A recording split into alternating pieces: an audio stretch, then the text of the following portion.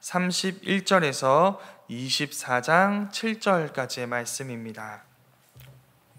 열왕기하 23장 31절에서 24장 7절까지의 말씀, 우리 한 절씩 교독하여 읽도록 하겠습니다. 그리고 마지막 절을 합독하도록 하겠습니다. 제가 먼저 읽겠습니다. 여호아하스가 왕이 될 때에 나이가 23세라 예루살렘에서 석 달간 다스리니라. 그의 어머니의 이름은 하무달이라 림나 예레미야의 딸이더라.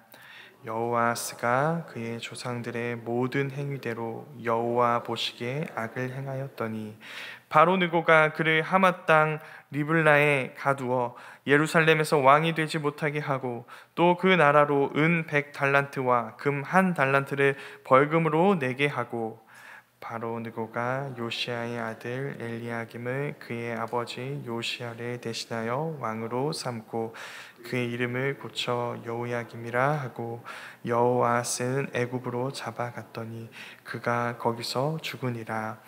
여호야김이 은과 금을 바로에게 주니라. 그가 바로 느고의 명령대로 그에게 그 돈을 주기 위하여 나라에 부과하되 백성들 각 사람의 힘대로 액수를 정하고 은금을 징수하였더라.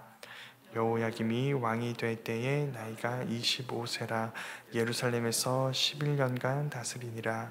그의 어머니의 이름은 스비다라 루마 부다야의 딸이더라.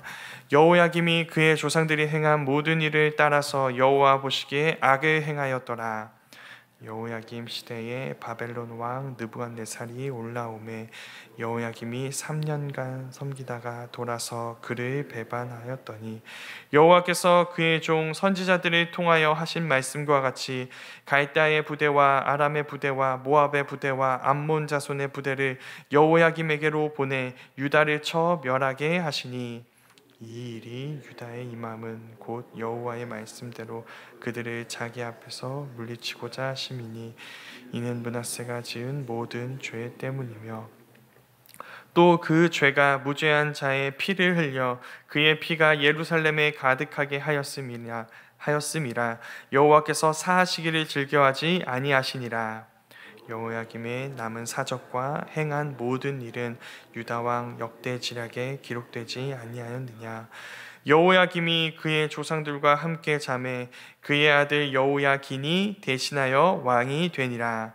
애굽 왕이 다시는 그 나라에서 나오지 못하였으니 이는 바벨론 왕이 애굽 강에서부터 유브라데 강까지 애굽 왕에게 속한 땅을 다 점령하였음이더라.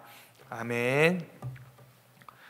오늘 말씀은 요시야 왕 이후 요시야 왕의 아들들인 여호아하스, 여호야김의 이야기입니다. 그래서 요시야 왕 이야기부터 해야 할 것 같습니다. 요시야 왕은 다윗 이후 유다 역사상 가장 완벽한 개혁을 일으킨 사람입니다. 이런 평가는 사실 히스기야 왕 때 먼저 등장했었습니다. 성경은 히스기야 왕에 대한 여러 설명과 함께 한마디로 다른 평가 여러 중요한 평가들이 있지만 한마디로 말해 그는 히스기야는 다른 어떤 왕들과도 다른 유일한 왕이라고 했습니다. 그러나 여기서 요시야는 예외로 두어야 할 것 같습니다. 요시야는 히스기야와 더불어 또 어떤 면에서는 히스기야를 넘어선 유일하고 완벽한 왕이라고 할 수 있습니다. 그래서 기대해 볼만 했습니다. 죄악으로 치닫는, 그래서 멸망을 향해 전속력으로 달려가는 이 유다의 행보를 요시야가 유턴해 주지 않을까. 아무도 멈출 수 없을 것 같은 이 멸망의 흐름을 요시야가 끝내주지 않을까 하는 기대를 할 수 있었던 것이죠. 그렇지 못했습니다. 요시야는 아수르와의 전쟁을 위해 원정을 나간 이집트 왕 바로 느고를 막으려 하다가 그에 의해서 갑작스레 허망한 죽음을 맞이하게 됩니다. 그래서 요시야의 꿈은 미완의 형태로 끝나버리고 맙니다. 이후 유다는 어떻게 되었을까요? 관건은 어디에 있을까요? 당연히 요시야의 아들들이 이제 요시야에 이어서 왕이 될 때에 그들이 요시야의 길을 따라가는가 따라가지 않는가에 달려 있었을 것입니다. 그 이야기가 오늘 이 말씀인데 사실 별로 보고 싶지 않죠. 왜냐하면 예감이 좋지 않습니다. 그리고 늘 슬픈 예감은 틀리지가 않죠. 그 슬픈 예감에 함께 좀 직면해 보려고 합니다. 먼저 첫 번째는 여호아하스 왕입니다. 여호아하스는 요시야 왕의 세 번째 아들입니다. 뭔가 좀 이상하죠. 원래는 왕의 후보가 될 아들은 몇 번째 아들인가요? 당연히 첫 번째 아들이어야 합니다. 그런데 요시야 왕의 죽음 이후에 유다 백성들은 첫 번째도 두 번째도 아닌 이 세 번째 아들인 여호아하스를 왕으로 삼습니다. 첫 번째도 아니고 두 번째도 아니고 세 번째라면 이건 다분히 의도적인 일이라고 할 수 있습니다. 결론부터 이야기한다면 유다 백성들은 여호아하스가 요시야를 가장 많이 닮은 왕이라고, 아들이라고 생각했던 것으로 보입니다. 왜냐하면 여호아하스는 요시야와 마찬가지로 반애굽적인 왕이었기 때문입니다. 애굽에 반대하는 왕이었던 것이죠. 이 여호아하스가 왕이 된 지 세 달 만에, 무려 겨우 세 달 만에 애굽에 의해 폐위된 것을 보면 여호아하스는 정말 애굽을 싫어하는 왕, 애굽에 반대하는 왕이었구나라는 것을 알 수 있습니다. 이것만 보면 여호아하스 역시도 요시야를 따라가다가 요시야와 같이 바로 느고에 의해서 왕의 자리에서 내려오게 된 것처럼 보입니다. 그러나 그렇지 않습니다. 왕으로 지낸 3개월 동안 여호아하스는 요시야를 떠나 그의 모든 조상들의 행위대로 악을 행합니다. 그 결과 그가 폐위되고 마는 것이죠. 그는 애굽으로 끌려가게 되고 훗날 고향으로, 유다 땅으로 돌아오지 못하고 애굽에서 죽음을 맞이합니다. 그리고 성경은 그 일이 여호아하스의 죄악에 대한 하나님의 심판이라고 설명합니다. 이렇게 애굽 왕 바로 느고는 여호아하스를 인질로 이렇게 잡은 다음에 유다에 이제 벌금을 요구합니다.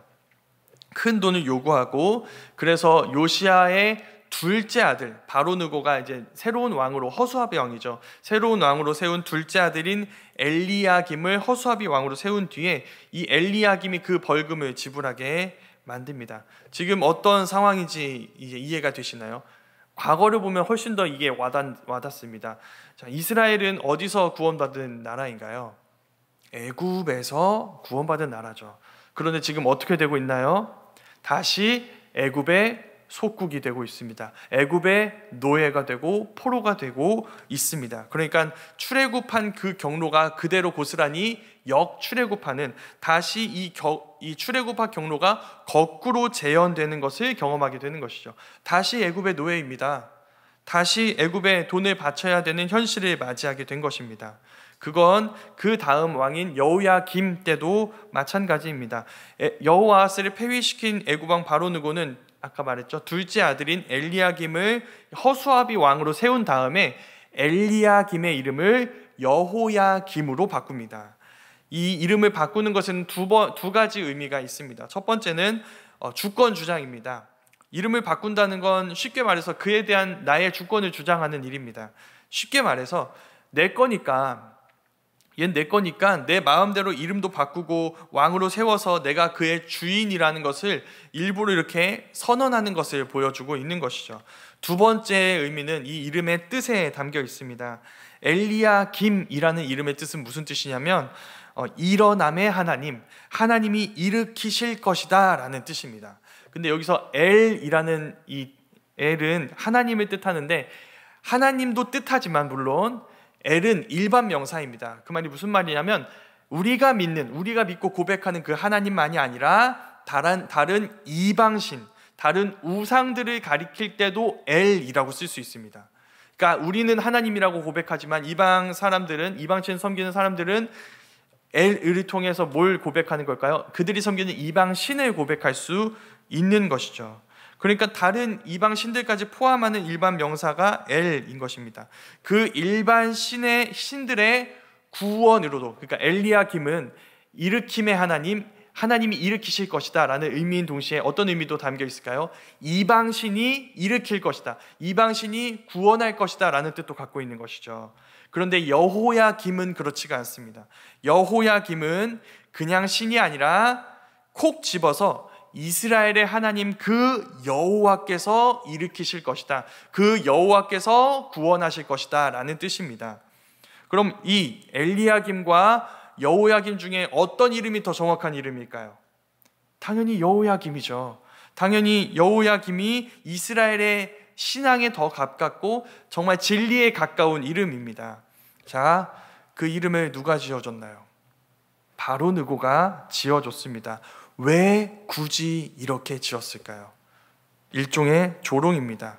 어떤 의미냐면 이런 의미입니다. 너네 옛날에 그 애굽, 우리 조상들 그 애굽으로부터 여호와께서 너희들을 구원하셨다면서, 그래, 여호와께서 구원하실 거야 라고 얘기하는 것이죠. 그때 그 일을 조롱하고 있는 것입니다. 그때 그 일이 어디 있냐? 지금 너네 우리의 노예가 되지 않았느냐? 다시 우리의 속국이 되지 않았느냐? 우리의 주권 아래 있지 않았느냐? 라고 이야기하고 있는 것입니다. 한번 구해보라고, 여호와께서 너네 구원하실 거라고 이렇게 조롱하고 있는 것이죠. 이걸 유다 백성이 들었다고 생각해 보시기 바랍니다. 우리가 유다 백성입니다. 어떤 기분이 들었을까요? 정말 참담했을 것입니다. 더불어 굉장히 부끄럽겠죠. 바로 느고의 말이 틀린 게 하나도 없어요.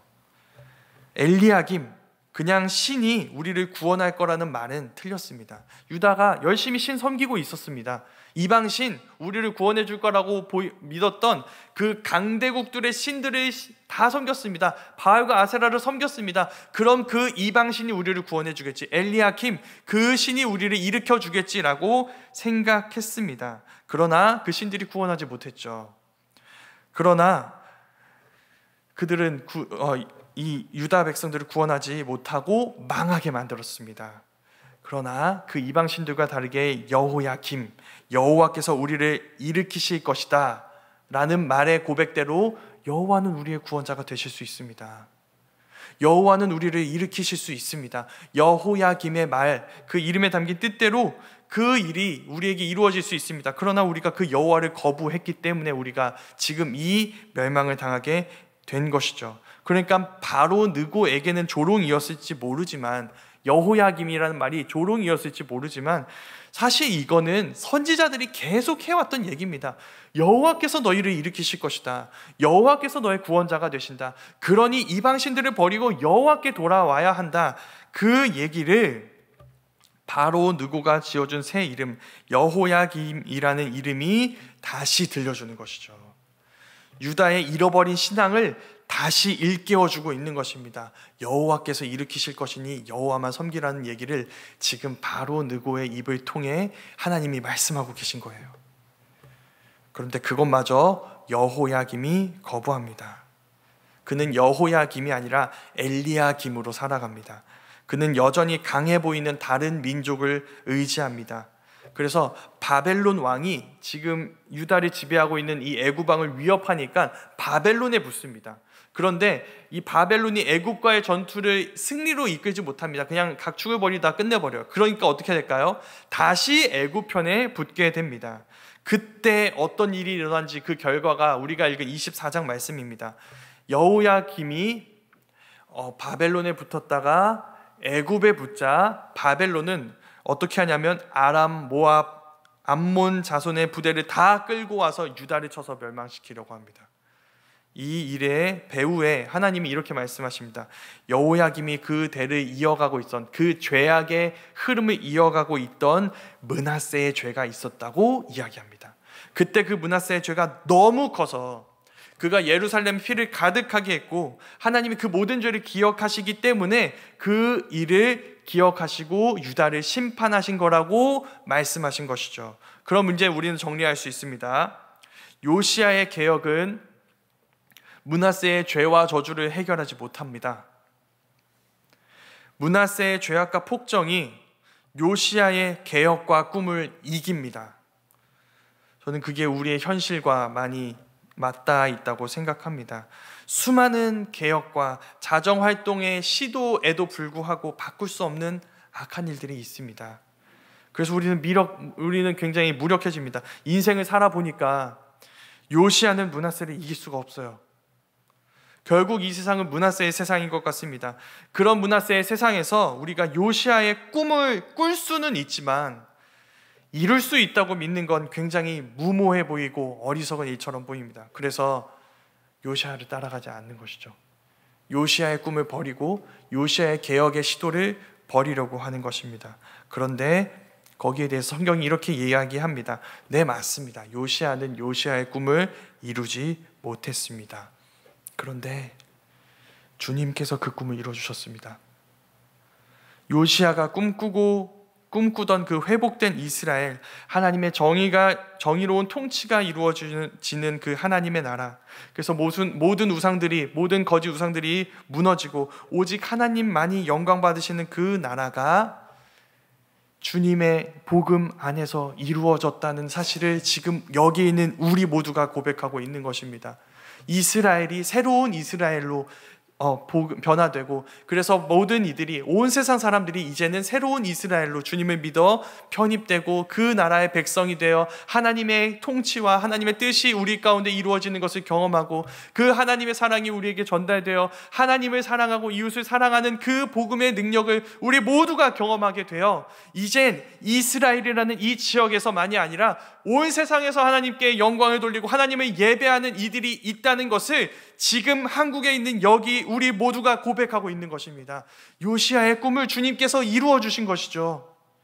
그 고백을 지금 우리는 여기 이 자리에서 하고 있는 것입니다. 주님께서 승리하셨습니다. 주님께서 므낫세의 세상을 끝내셨고 이 땅 가운데 하나님의 나라를 시작하셔서 우리 주 예수 그리스도 안에서 우리는 그분께 영광을 돌리며 우리가 그분의 구원받은 자들 이름을 고백하며 하나님을 찬양하며 요시야의 꿈을 꾸고 있는 것입니다.